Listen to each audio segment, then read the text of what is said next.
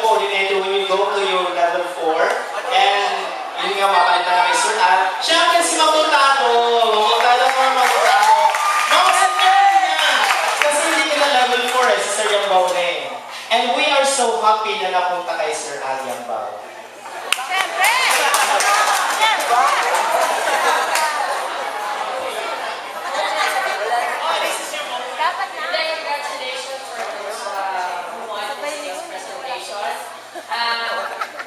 Today, coming fourth-year student, Saya. Pero nandiyan naman si Sir Al.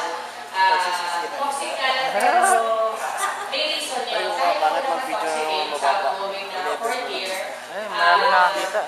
marami yung struggles kami pinagdaanan, pero natapos din naman. Siguro, hindi ibig sabihin na ayaw ko kayo i-handle. Meron akong personal reason din ngayon sa